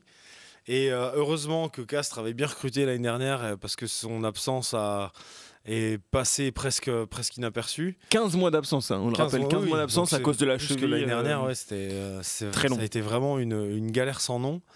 Mais je pense que ça ne peut que servir. C'est une très bonne nouvelle pour le Castres Olympique. Moi, j'ai été vraiment étonné de son activité. Est-ce que ça change tout ? Pas joué depuis. Faut s'engager, Simon. Bah, ça change tout. Je peux pas. Est-ce que ça change tout ? Faut s'engager.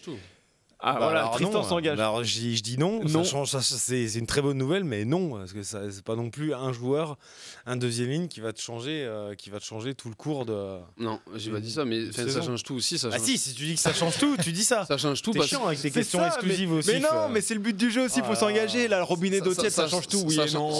C'est une bonne nouvelle. Je t'ai dit oui. Je t'ai dit que ça changeait. Quand même, pas tout, mais voilà. Donc Tristan, ça change tout ? Ouais, oui, je sais pas. D'avoir un mec comme ça, évidemment que ça change ton équipe en tout cas. Je sais pas si je réponds à ta question, mais d'avoir Staniforth, ça change ton équipe. Oui, bah c'est déjà pas mal. C'est fort. Hein. C'est une bonne réponse. Non, ça change. Tu mets Staniforth, t'enlèves Arata. Bon.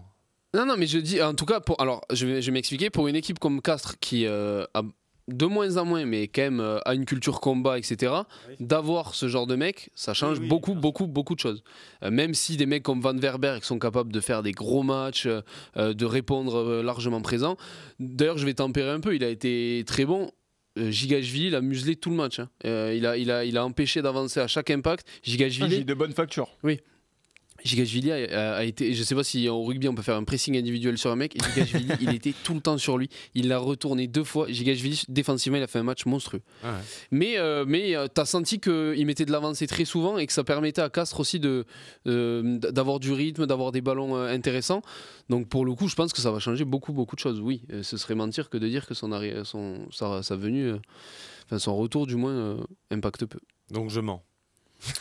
Non, je suis d'accord avec toi aussi. Non, vous n'êtes pas d'accord et c'est votre droit. C'est ce qu'on cherche dans cette émission. C'est exactement ce qu'on cherche. C'est un peu d'engagement. Voilà, Staniforth s'engage. Sur le plateau aussi, on doit s'engager, bien sûr. Dernière actu en mêlée avant de basculer sur les pronos, et du coup, ça nous fera une petite transition un peu toute faite. On va parler de Manaï Feleou et d'Axel Berthoumieux. Il est aussi question d'engagement. D'engagement. Peut-être dans. Surengagement, en tout cas c'est ce qu'a estimé la commission de discipline indépendante. Quand tu mords quelqu'un sur un terrain de rugby, deux cas, je vous rappelle un peu les faits. Manaï Feleou qui a donc été sanctionné pour un plaquage haut, 3 semaines de suspension. Bon là je parle des nouvelles suspensions après réévaluation des cas, 3 semaines réduites à 2 si elle passe bien le programme d'entraînement au plaquage. Mais quoi qu'il arrive, sa Coupe du Monde est terminée, c'était la capitaine des Bleus, on le rappelle. Et puis d'un autre côté, il y a Berthoumieux. Axel Berthoumieux qui elle a été sanctionné de 12 semaines de suspension pour avoir mordu une joueuse lors du quart de finale contre l'Irlande. Elle s'est excusée sur les réseaux sociaux depuis, évidemment. Ces sanctions, elles sont différentes, évidemment, parce que les cas sont différents. Celle de Manaï Feleou, elle paraît un peu sévère, on va dire. Simon, qu'est-ce que tu en penses ? Sévère, moi j'ai du mal à dire que c'est sévère, c'est un geste qui est inacceptable et non, moi je trouve pas que ça soit sévère. Mais tu parles de qui ? Tu parles de Manaï Feleou là ? Non, je parle de Berthoumieux. Non, il t'a posé la question sur Manaï. Je pensais Manaï. C'est pour ça que j'étais là, attends, on va remettre à zéro. Là, on va pas être d'accord encore une fois. Oui, la sanction, je la trouve sévère, celle de Manaï Feleou, on va préciser, je la trouve sévère parce que La faute, sur les images, on n'a pas l'impression que ça mérite beaucoup plus qu'une pénalité, un carton jaune sévère. Carton jaune sévère, mais basta. Et par rapport à ce que ça va priver, ce dont la joueuse va être privée. Et l'équipe de France. Et l'équipe de France, bah franchement oui, c'est vraiment sévère, moi je trouve. Voilà, quand on fait ce genre de sanctions, on prend pas en compte les matchs qu'il y a avant, après, enfin les matchs qu'il y a après. Non, on n'est pas censé réduire une peine en fonction de l'importance du match qui suit. Là, en l'occurrence. En fait, ouais, je trouve que c'est très cher payé. Franchement, on en voit beaucoup des actions comme ça où les sanctions sont pas les mêmes. Bon, après voilà, moi je parle d'un œil de supporter et journaliste français entre guillemets, mais perdre une joueuse comme ça pour une demi aussi importante, etc., je trouve que c'est dur. Et puis la faute est pas non plus. Par contre, je suis beaucoup plus sévère pour Axel Berthoumieux. Je suis très. Vas-y. Elle doit prendre bien plus que 12 semaines. C'est inacceptable de mordre sur un terrain. On se rend pas. Non, mais rendez-vous compte. Si on commence à tolérer juste prenons un truc où les gens vont peut-être être plus concernés. Je blâme pas le rugby féminin, l'exposition est 10 fois moins grande que celle du rugby masculin. Si un joueur de l'équipe de France de rugby mord un joueur sur un terrain, je pense que ça passe au JT. Prends l'exemple inverse, si un Anglais mord un Français sur un terrain. Chez les hommes, ça aurait... Oui. On a déjà vu des joueurs de l'équipe de France balancer des gros marrons dans la gueule d'un Écossais et puis ça n'a pas fait le JT. Pour autant, l'agression, elle était caractérisée. Après, tu parles d'Awas. Oui. Pour le coup, ça n'a pas fait le JT, mais ça a fait quand même beaucoup parler dans le grand public et il a pâti de cette image derrière, au-delà des faits divers qui l'ont suivi. Mais moi, je veux vraiment être catégorique, je trouve ça scandaleux de mordre quelqu'un sur un terrain. Rendez-vous compte, l'image, tu portes le maillot de l'équipe de France, alors elle s'est excusée, c'est très bien, elle a été sanctionnée, c'est très bien, mais juste, il faut faire passer le message que c'est inacceptable et pour moi, 12 semaines, ça aurait été le strict minimum. C'est ce que tu peux faire de plus grave sur un terrain, de mordre quelqu'un, de faire des fourchettes des trucs comme ça. Une Italienne avait déjà été reçu la même sanction de 9 ou 12 semaines, je sais plus, Sarah Tunisi, pour avoir mordu une joueuse et c'était exactement la même. Je trouve que 12 semaines, c'est 9 ou 12, on n'est pas forcément ça près, mais il faut une sanction exemplaire. C'est scandaleux de mordre quelqu'un sur un terrain, et que ce soit une Française ou pas, pour le coup. Et je trouve ça dommage parce que c'est évidemment une perte pour les Bleus. Mais tu peux pas faire des gestes comme ça, t'es professionnel, tu portes l'équipe de France, c'est inacceptable. Mais elle a très bien fait de s'excuser et d'ailleurs derrière toute la communication autour de ça a été, elle a fait un geste qu'il fallait pas, etc. Ça a été plutôt bien géré. Oui, ça a été plutôt bien géré, mais t'es obligé de le gérer comme ça, elle est obligée de s'excuser, enfin tu peux pas, mais t'imagines, t'as le maillot de l'équipe de France, tu mords quelqu'un, mais on est où là, en vrai? Non, mais sérieux, c'est un très mauvais. Faut pas. C'est ça. Quelle image tu donnes aussi aux jeunes en école de rugby et tout. Donc, bravo à elle de s'être excusée, mais la sanction pour moi est largement justifiée. C'est bon. Rien à ajouter. Je suis à peu près, je pense, la même chose. Très bien. Mais voilà, on a fait le tour. Du coup, on peut basculer tout de suite sur les pronos. Où on va s'engager aussi. Ça sera, ça va nous faire la petite transition pour passer aux pronos, notamment de cette demi-finale. Exactement. France-Angleterre, tant attendu. Exactement. Juste après le jingle qui va bugger encore.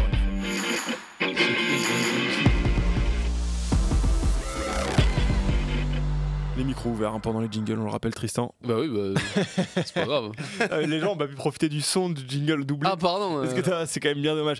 Mais si on commence les pronos, on passera au top 14 ensuite. Mais pour commencer, on va parler du coup de ce France-Angleterre, demi-finale de la Coupe du Monde. Ce sera samedi à 16h30, donc les absences d'Axel Berthoumieux et de Manaé Feleou. Et de Lina Kerrois. Probablement. Ah non, blessé officiellement. Ouais. Très bien. Et pas sur la feuille. Après, c'est Carla Arbez, donc moi je trouve que c'est un mal pour un bien. C'est un mal pour un bien, ça se dit pas, mais moi j'ai pas compris le fait que comment le staff a changé son fusil d'épaule en cours de compétition, alors que Carla Arbez me paraissait être la number one. Après, bien sûr, il faut donner sa chance à tout le monde, mais ils ont changé leur fusil d'épaule et du coup maintenant on revient à Carla Arbez, alors que j'avais l'impression que ça c'est un autre débat. C'est un autre débat. Le crunch, l'Angleterre, c'est peu de le dire, réussit peu aux Françaises. 16 défaites de suite. Au moins, même plus que 16. Non, sûr. Avec les matchs amicaux. J'ai écrit ça toute la semaine. Très bien, 16 défaites de suite pour les Françaises. Le dernier match amical, c'était la 16e justement. l'exploit. Depuis 2018 quand même, donc c'est pas si loin que ça fait beaucoup quand même. L'exploit paraît d'autant plus grand s'il existe que ça se joue donc en Angleterre, la Coupe du Monde. Est-ce que vous y croyez ? J'imagine que oui. T'es un irréductible supporter français, j'ai envie d'y croire. Mais est-ce que tu penses que l'exploit est plus possible que dans les 3 destinations par exemple ou non ? Non, il n'est pas plus possible. Si elles le font, je serais le premier je serais de toute façon leur supporter, parce que quand même il faut être un petit peu chauvin. De quoi qu'il arrive, je connais des tas de filles qui jouent dans cette équipe, donc je leur souhaite le meilleur et je leur souhaite de la réussite. Et je leur souhaite sincèrement de gravir cet Everest-là. Mais mon âme de journaliste et d'analyste de la qualité que je veux bien avoir me dit que si tu mets tous les éléments bout à bout, je vois pas comment c'est possible. Après, tout est possible dans le sport. Les outsiders qui renversent des montagnes, ça existe tout le temps, mais là, je les trouve tant au niveau de la compo, des choix, que du jeu proposé, que du quart de finale contre l'Irlande. Enfin, j'ai jamais vu l'Irlande nous dominer en mêlée comme ça. J'ai jamais vu les Irlandaises piétiner le pack français, à faire limite à trottiner sur les ballons portés. J'étais dans une colère noire devant mon écran. Et voilà, ça m'a fait mal, parce que ça me fait mal pour elle. Mais bon, après, j'écoute aussi la voix qui me dit quand tu arrives à gagner un match comme ça, ça peut créer un truc. Et tu sais pas. Ça, et puis les Anglaises, chez elles, peut-être la peur du vide. Elles se sont tellement baladées jusqu'ici, elles n'ont pas eu un seul match difficile, ou très peu. Et si elles tombaient sur un os ? Mais bon, voilà, j'ai du mal à y croire. Dans le chat, c'est Tanguy qui parle de Carquefou qui va à l'OM en Coupe de France. Bon, on va quand même respecter l'équipe de France. On va quand même respecter l'équipe de France de rugby féminin. Mais c'est l'exemple parfait pour montrer que tout peut se passer dans une rencontre. Ah, bien sûr. C'est vrai. Le problème, pour moi, c'est que ce genre d'exploit, il arrive plus facilement au foot qu'au rugby. Oui, j'allais dire rugby, ça. la logique est quand même bien plus souvent respectée. En Coupe de France, chaque année, il y a les herbiers qui vont taper oui, voilà. un gros de Ligue 1, quoi, c'est sûr. Est-ce que les absences du coup dont on a parlé de Bertomeu et Feleau notamment, est-ce qu'elles peuvent pas pour le coup apporter un peu de supplément d'âme? Pardon, la numéro 8 dont j'ai oublié le nom. T'es Annie Feleau? Non, la 8. Escudero, pardon. C'est Escudero qui en parlait à Manon Moreau, qui est notre envoyé spécial en Angleterre, qui disait que voilà, elles ont pleuré un petit peu, mais ça les a ressoudées, elles ont envie de le faire pour elles. Est-ce qu'on peut essayer de s'en servir comme un levier de motivation supplémentaire? Tu peux toujours essayer de te servir des enseignements que tu as eu après le match, mais la vérité du terrain, c'est que tu t'en sors grâce à un exploit de Johanna Grisé. La vérité, et un grattage ça. De Manon Bidot. Oui, voilà. Non, mais tu t'en sors. Sur la physionomie du match, si les Irlandaises gagnent, bon, je pense que personne ne crie au scandale. Donc moi, c'est plus, et pour le coup, évidemment, je suis comme Simon, je vais redire la même chose. Je souhaite qu'elle gagne, mais sincèrement, j'y crois pas parce que l'écart, il est trop grand. Il est trop grand déjà dans. Les Anglaises sont chez elles, c'est le rêve ultime pour une joueuse anglaise de gagner là ce trophée. Et il y a un écart de niveau qui me paraît, en tout cas sur ce que j'ai vu depuis le début de la compétition, qui me paraît trop grand. Maintenant, déjà dans l'absolu, il est immense, et cette Coupe du Monde nous a pas rassuré sur le fait que la physionomie du dernier match m'a pas rassuré. Alors tu peux te dire ok, on s'est soudés, on a fait preuve d'un état d'esprit, de courage et d'abnégation, etc. Je suis pas sûr que l'abnégation ça suffise à battre la meilleure équipe du monde chez elle en plus. Non, donc je le souhaite, mais sincèrement j'y crois pas. Les ressources mentales, ça peut t'amener loin, mais la qualité technique, la puissance, les trucs comme ça, au bout d'un moment, enfin le courage, le fossé est trop grand. Si tu te balances les ballons sur la tête, comme j'enrage à chaque fois de le voir. Comme lors des matchs du 15 de France féminin, je suis désolé, c'est pas C'est pas avec beaucoup de courage que tu vas réussir à rattraper 4 essais en contre. Oui, à ce niveau-là, ça ne pardonne niveau-là, pas. ça Puis, suffit pas forcément. ça montre aussi que le championnat anglais, il va falloir trouver, comme les Anglais, je pense, nous envient, les mecs nous envient notre top 14. Il va falloir trouver un modèle pour développer le championnat de féminin d'Elite 1. Bah, là, que il est jusqu'à sponsorisé. maintenant, ça y est, il vient d'être sponsorisé cette il vient saison. d'avoir un naming avec les assureurs AXA. Mais il faut absolument qu'on continue de travailler sur ce championnat pour le rendre plus compétitif. Alors, Dieu merci, il est passé à 10 équipes l'année dernière. C'était déjà un petit peu mieux. Mais il faut le rendre absolument plus compétitif pour que les filles jouent des matchs de haut niveau tous les week-ends. Et en fait, il y a des matchs de haut niveau tous les week-ends dans le championnat anglais. Et ce n'est pas le cas en France. Et il faut absolument mais le rugby féminin a besoin d'aide et pour se développer, parce que ça n'arrivera pas comme ça. On a besoin de super coachs, on a besoin de faire de la pub, elles ont besoin de visibilité. Elles ont déjà le grand public. Nous, on voit qu'elles ont du mal par contre à conquérir cette cible qui est vraiment le public rugby. C'est-à-dire nos lecteurs, en gros. Nous, même les audiences, elles font des records, les audiences etc. grand public sont donc, top. ouais. Mais il faut maintenant, il y a d'autres barrières à franchir, d'autres trucs à faire tomber. Donc il y a Judge c'est un Dredd grand défi, qui va être un grand ami à toi, qui dit: investir sur le rugby féminin français ne sert à rien, c'est de l'argent claqué en pure perte, tant qu'il n'y aura pas d'arbitre non anglophone pour les gros matchs. Judge Dredd, j'ai envie de te dire, l'arbitre, tiens, va dire ça à Hans-Peter Wild ou tous les mecs, ou Moed Altrad qui balancent des millions chaque année dans les clubs de top 14, ou Jackie Lorenzetti pour gagner que dalle. Franchement, avec 10% de ce que ces mecs ont balancé dans le rugby français pour ne pas remporter le moindre titre, t'arriveras à avoir au moins un championnat certainement plus ou des filles qui pourraient s'entraîner dans des conditions un peu plus professionnelles en journée. Avec, je rappelle quand même que les filles dans les clubs français, au meilleur niveau, elles gagnent entre 200 et 400 euros. C'est pas assez. Voilà. Il y a 36 joueuses en France qui gagnent un salaire qui va de 2000 à 3005, allez, pour les meilleurs. Donc en gros, le groupe France, plus les sétistes et tout ça. Donc, enfin voilà, les Anglaises, elles te recrutent des filles. Les clubs anglais ont d'autres moyens, quoi. Voilà. Non, mais en tout cas, le naming c'est un bon début. Et un bon début, ça forcément. Les matchs sur Canal, c'est un bon début. Les matchs ça va prendre du Canal temps. qui a annoncé qui prolongeait ce qu'ils ont déjà fait cette saison. Il faut un diffuseur. Il faut absolument un diffuseur pour le. Voilà. Pour répondre à Judge Dredd, tous les gens qui investissent dans le sport. Mais il parlait des arbitres notamment. Il disait que l'arbitrage. Oui, je le rejoins. Il y a des rencontres qui sont vraiment raides pour nous, mais là, en l'occurrence, l'Irlande, c'était pas l'arbitre. Mais je me souviens d'avoir, assisté à plusieurs matchs de cette bonne Sarah Cox qui nous a fait des sacrés matchs contre nous, ouais, effectivement. Donc rendez-vous. Ça, ce n'est que mon avis. Ce samedi, je vous rappelle l'horaire, 16h30, tout le monde devant sa télé pour aller supporter. Tout le monde à tel point que le multiplex a été décalé de top 14. Exactement, il a été décalé à 18h30, tout le monde devant sa télé pour se faire une belle après-midi rugby, avec en ouverture Clermont-Pau, 14h30, ouverture de la 3e journée de top 14. L'équipe de France féminine, demi-finale contre Angleterre à 16h30. Et puis le multi à 18h30. Je vous fais les matchs. UBB Montauban, Castres Bayonne, Lyon Paris et Perpignan Racing. Ça sera pour le multiplex. Samedi 21h Montpellier Toulouse. Dimanche 21h Toulon La Rochelle. Si vous voulez vous arrêter sur certains matchs, messieurs, il y a un Castres Bayonne. On a un peu parlé de Castres qui est en urgence de points. Ouais.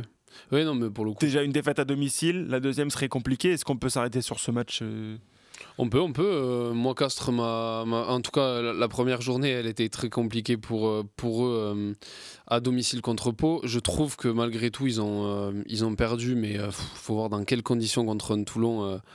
Dans un combat, franchement, j'ai rarement vu ça ces dernières années. C'était un combat de fou furieux devant.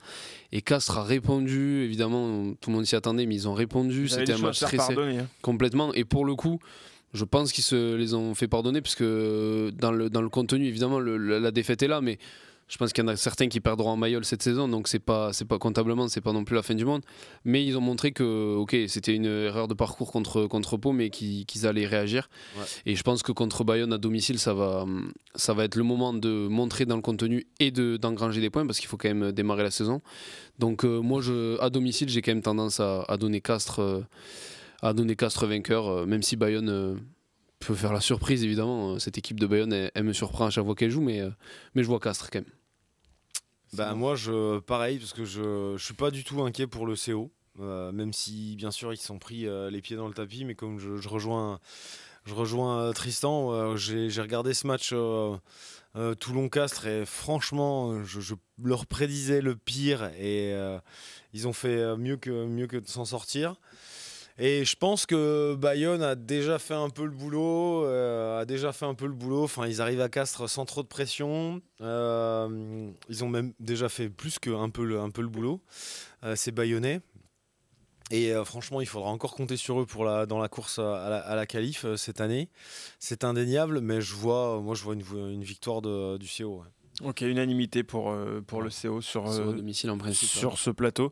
Je me permets une petite aparté parce que c'est Judge Red qui tient à avoir un droit de réponse. Bien sûr. Parce que ces messages, il voulait pas que ces messages soient mal compris. Il disait que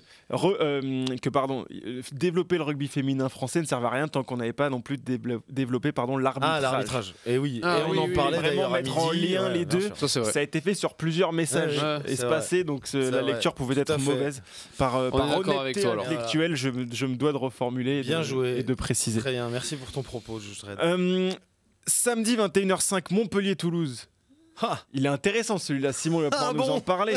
Il est intéressant, il sent le Montpellier-Toulouse. Le soufre et le sang. Toulouse qui a visiblement des choses à se faire pardonner parce qu'ils ont été catastrophiques. Ils ont pris que 5 points la semaine dernière, donc forcément. C'est un truc de fou. Non, mais après je comprends aussi. Mais c'est comme ça qu'ils sont champions chaque année. C'est la mentalité. T'es Toulonnais là, première journée.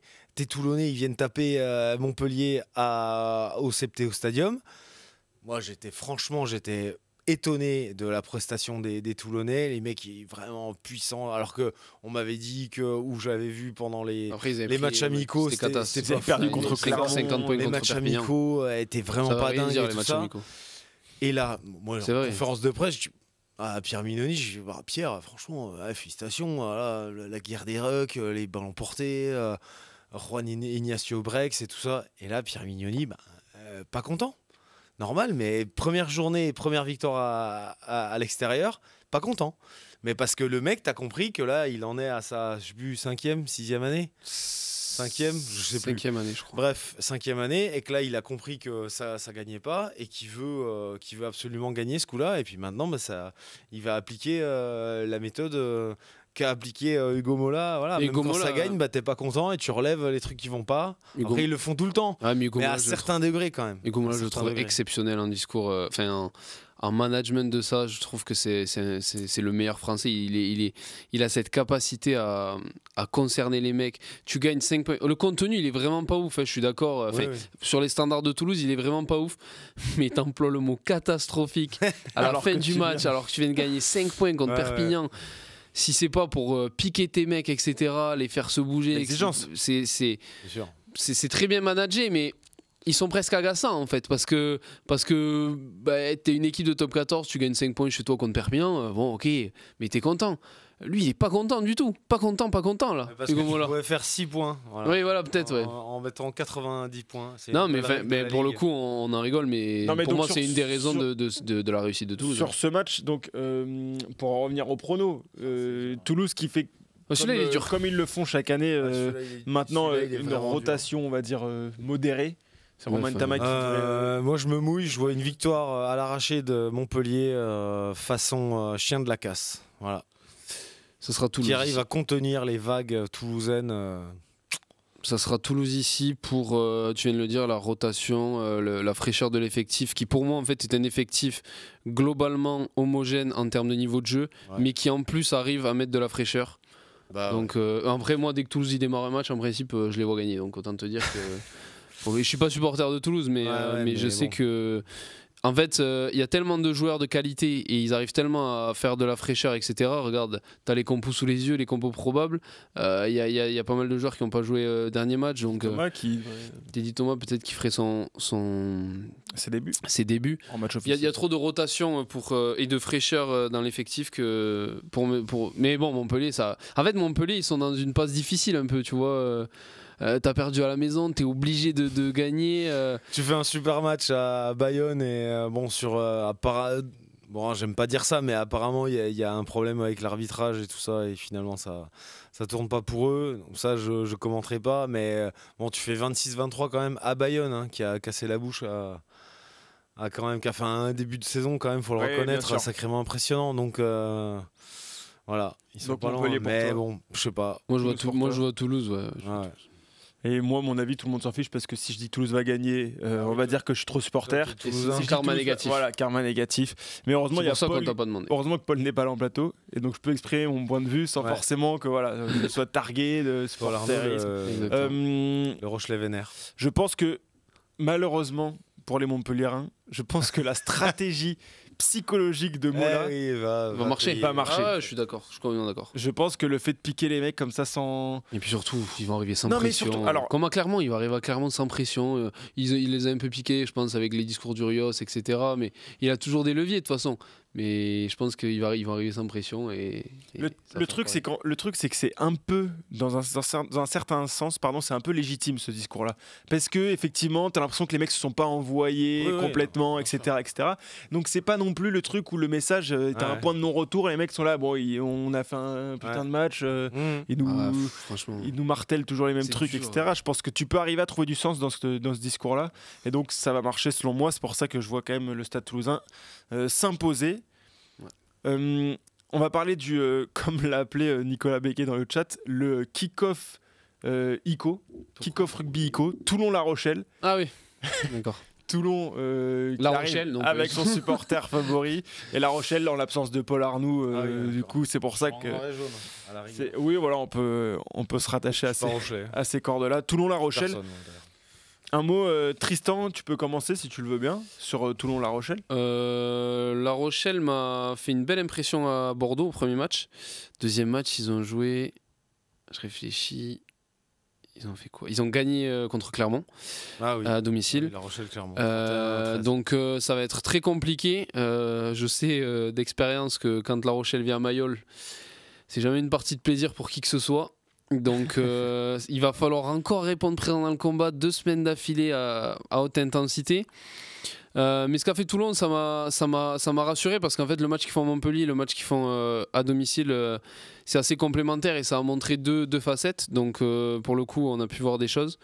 Ça va être très dur parce que après il faudra voir avec quelle équipe La Rochelle vient à Mayol, mais je pense que Toulon va poursuivre sur sa dynamique, mais ça va être dur, ça va être un match serré. Je pense que Canal s'y trompe pas à le mettre dimanche soir. Donc je pense que Toulon va poursuivre sa dynamique, mais je pense que à l'instar du Gomola, je pense que Pierre Mignoni va savoir piquer les mecs en leur disant oubliez pas que contre Castres vous avez perdu tout le long du match et que si Gaël Dréan il fait pas un exploit avec malgré ce qu'on peut penser de moi, avec pour moi un arbitrage quand même bien sympa sur Twikovu.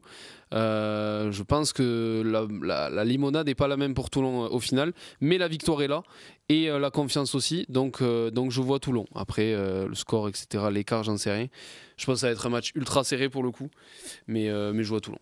Moi je vois Toulon aussi parce que j'ai moins vu les matchs de La Rochelle, mais il me semble quand même que La Rochelle va envoyer une équipe quand même un petit peu remaniée de ce que j'ai vu dans le journal.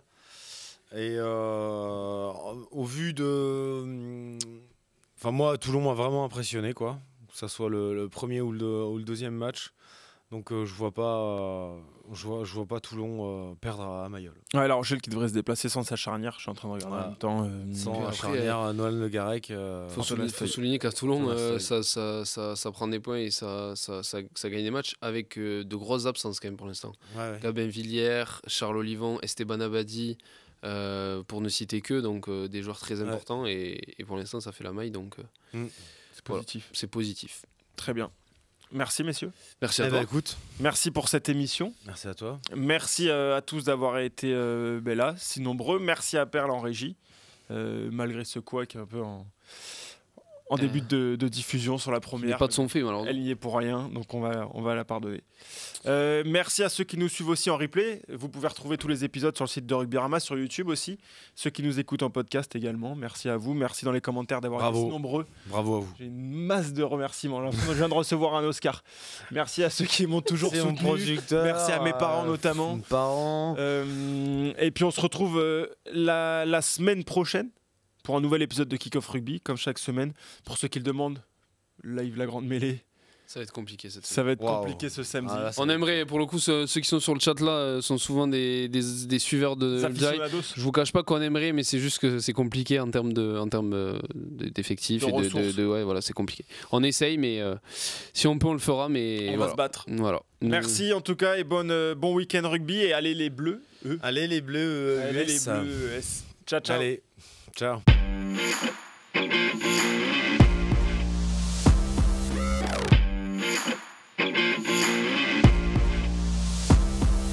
Interception à la dernière minute. Vas-y mon petit, jusqu'au bout. La passion du sport nous rassemble. C'était Kick-Off Rugby avec Total Energy.